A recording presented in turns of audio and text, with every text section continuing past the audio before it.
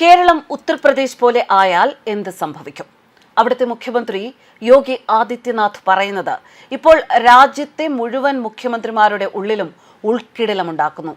ഒരു രാഹുൽ മാങ്കൂട്ടം, ഗോവിന്ദച്ചാമി, വാളയാർ പ്രതികൾ ഇവരൊക്കെ കേരളത്തിൽ ഉണ്ടായാൽ യമരാജാവ് അവരെ തേടി വരും, കൊണ്ടുപോകും. പെൺമക്കളുടെ മുടിക്കുത്തഴിക്കുന്നവനും അവരെ ചതിക്കുന്നവനും നരകത്തിലേക്കുള്ള പാത ഞാൻ തുറക്കും. അവർക്ക് ഭൂമിയിൽ സ്ഥാനം ഉണ്ടാവില്ല. പറയുമ്പോൾ സദസ്സ് നിറയെ കയ്യടി. കേൾക്കുക ആ വാക്കുകൾ. हमने कहा ना जीरो टॉलरेंस, और हम लोग इस बात को अक्सर कहते हैं कि बेटी की सुरक्षा के साथ अगर खिलवाड़ किया तो स्वाभाविक रूप से अगले चौराहे पर कोई यमराज इंतजार कर रहा होगा टिकट काटने के लिए कि जहन्नुम जाना है, तुम्हारा जहन्नुम का रास्ता तय है। तो ये देश के अंदर लोग उसको क्योंकि हर व्यक्ति न्याय चाहता है, समय से न्याय चाहता है। തീർന്നില്ല. കേരളം യു പി പോലെ ആയാൽ 2029 യു പി രാജ്യത്തെ 1 ട്രില്യൺ സമ്പദ് വ്യവസ്ഥ ഉള്ള സംസ്ഥാനമാകും. ഇന്ത്യയിൽ ആദ്യ സംസ്ഥാനം.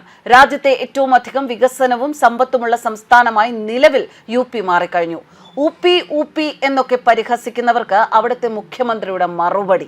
ഏറെക്കാലം കോൺഗ്രസും മായാവതിയും മുലായം സിംഗുമാരുമൊക്കെ ഭരിച്ച കാലത്ത് രാജ്യത്തെ ഗുണ്ടാ ഹെഡ്ക്വാർട്ടേഴ്സ് ആയിരുന്നു യു പി.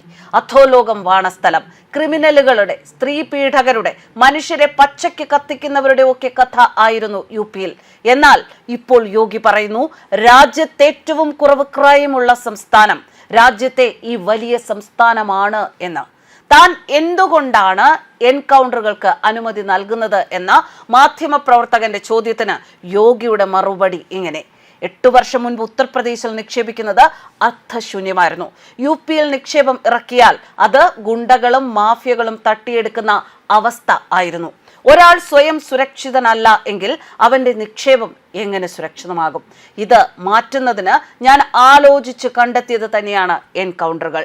കുറ്റവാളികളെ ജീവനോട് ഇരുത്തി അവർ ജനത്തെ കൊല്ലുന്ന വ്യവസ്ഥിതി ഇനി ആവശ്യമില്ല. അതിനാൽ എൻകൗണ്ടറുകൾ തുടങ്ങി. അനേകം ഗുണ്ടകളെ തുടച്ചു നീക്കി. കുറ്റകൃത്യങ്ങളോടും കുറ്റവാളികളോടും അഴിമതിയോടും അഴിമതിക്കാരോടും ഒരു വിട്ടുവീഴ്ചയുമില്ലാത്ത ഒരു നയമാണ് തന്റെ സർക്കാർ സ്വീകരിച്ചത് എന്നും ഇന്ന് വളരെ മെച്ചപ്പെട്ട ക്രമസമാധാന സ്ഥിതി കാണുമ്പോൾ താൻ സംതൃപ്തനാണെന്നും അദ്ദേഹം പറഞ്ഞു.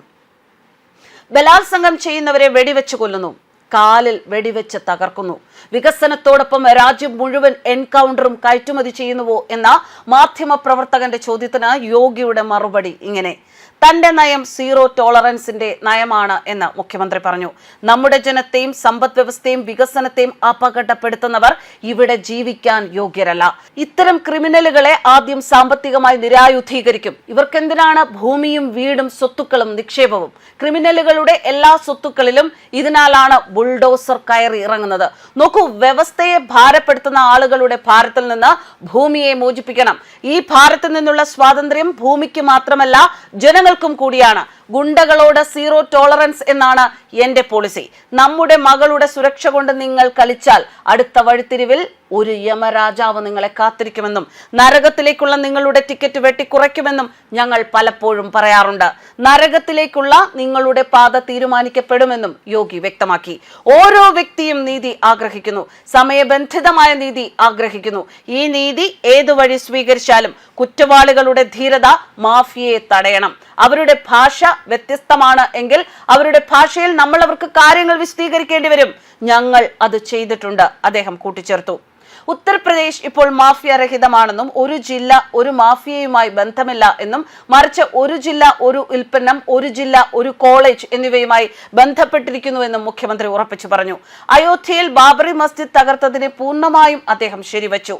ഇന്ത്യയുടെ പൈതൃകത്തിനു മീതെ ഉണ്ടായിരുന്ന തർക്കഘടന എന്ന ബാബറി മസ്ജിദ് ആ കറ ചെയ്യുകയും പൈതൃകം പുനഃസ്ഥാപിക്കുന്നതിനുള്ള വഴി ഒരുക്കുകയും ചെയ്തു.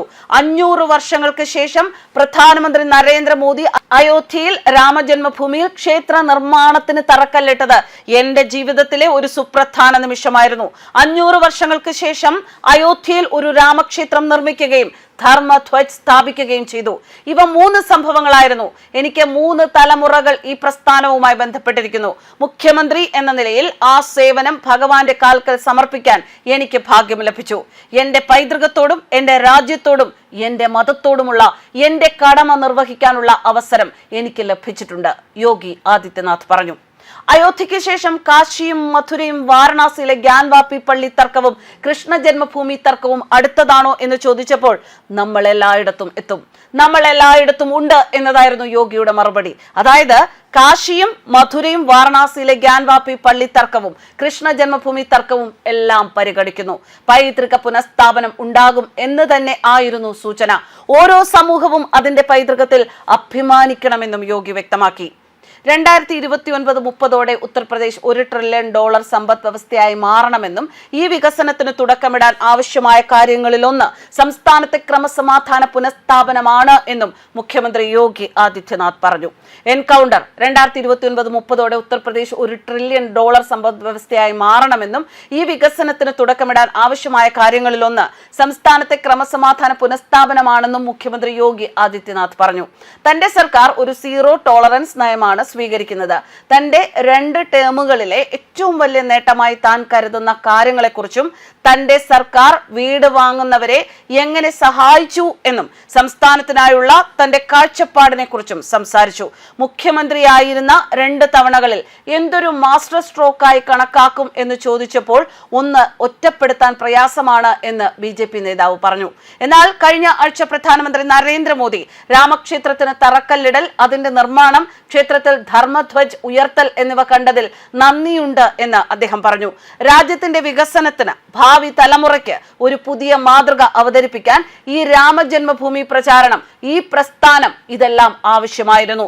ഭാവിയിൽ എന്ത് സംഭവിച്ചാലും ഈ രൂപത്തിൽ ഞങ്ങൾ സജീവമായ പങ്കുവഹിക്കും, അദ്ദേഹം കൂട്ടിച്ചേർത്തു. മെട്രോകൾ, എക്സ്പ്രസ് വേകൾ, വിമാനത്താവളങ്ങൾ എന്നിവ തെളിയിക്കുന്നത് പോലെ അടിസ്ഥാന സൗകര്യ വികസനത്തിലാണ് തന്റെ സർക്കാർ ശ്രദ്ധ കേന്ദ്രീകരിക്കുന്നത് എന്ന് യോഗി ആദിത്യനാഥ് പറഞ്ഞു.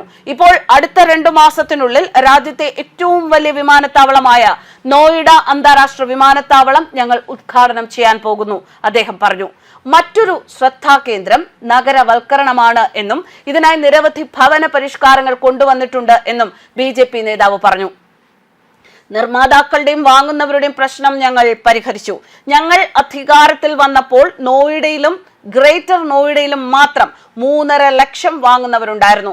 അവരുടെ പണം നിർമ്മാതാക്കളുടെ പക്കൽ കുടുങ്ങി. ഞങ്ങൾ ഇതിൽ നടപടിയെടുത്തു. ആദ്യ വർഷം തന്നെ 1.25 ലക്ഷം ആളുകൾക്ക് വീടുകൾ ലഭിച്ചു. മിക്ക വാങ്ങുന്നവർക്കും അവരുടെ വീടുകൾ ലഭിച്ചു എന്ന് പറയുന്നതിൽ എനിക്ക് സന്തോഷമുണ്ട്, അദ്ദേഹം പറഞ്ഞു. ഉത്തർപ്രദേശിൽ സ്ത്രീകൾ ഇപ്പോൾ സുരക്ഷിതരാണ് എന്നും സംസ്ഥാന കേന്ദ്ര പദ്ധതികളുടെ ആനുകൂല്യങ്ങൾ അവർക്ക് ലഭിക്കുന്നുണ്ട് എന്നും BJP നേതാവ് പറഞ്ഞു. എന്തായാലും ഇന്ത്യയെ നാളെ നയിക്കുക ഉത്തർപ്രദേശ് ആയിരിക്കും എന്നുറപ്പ്. നമ്മുടെ കേരളം 7-8 ലക്ഷം കടത്തിലേക്ക് കൂപ്പുകുത്തുമ്പോൾ ഇത്തരം ഉത്തർപ്രദേശുകൾ വന്നില്ല എങ്കിൽ രാജ്യം വീണുപോകും. ഇന്ത്യ മുഴുവൻ കേരളം പോലെ ആയിരുന്നു എങ്കിൽ രാജ്യം മുഴുവൻ കടവും വ്യവസായ മുരടിച്ചയും വരുമാനവും തൊഴിലുമില്ലാത്ത അവസ്ഥയും ഉണ്ടായേനെ. രാജ്യം മുഴുവൻ മാങ്കൂട്ടങ്ങളും ഗോവിന്ദച്ചാമിമാരും നിറയുമായിരുന്നു. വാളയാറിലെ പോലെ പെൺമക്കളെ ബലാത്സംഗം ചെയ്ത് കുറ്റവാളികൾ ഭരിക്കുന്നവരുടെ സഹായത്താൽ കയ്യും കഴുകി പോകുമായിരുന്നു. അതിനാൽ തന്നെ കേരളത്തിലെ സ്ത്രീകൾക്കും സമാധാന പ്രിയർക്കുമൊക്കെ മാതൃകയാണ് UP മാതൃക. UP മാതൃകയെ ആരാണ് ഭയക്കേണ്ടത്? വർഗീയവാദികൾ. വർഗീയതയും മറ്റും കാണിച്ചാൽ ജീവനോടെ ഉണ്ടാവില്ല. UP മാതൃകയെ ഭയക്കുന്നത് അഴിമതിക്കാരായ ഉദ്യോഗസ്ഥരും രാഷ്ട്രീയക്കാരും. UPയെ ഭയക്കുന്നത് സ്ത്രീ പീഡകർ, ക്രിമിനലുകൾ, മയക്കുമരുന്നുകാർ, ഗുണ്ടകൾ, ഇവരൊക്കെയാണ്. ന്യൂസ് ഡെസ്ക് കർമ്മ ന്യൂസ്.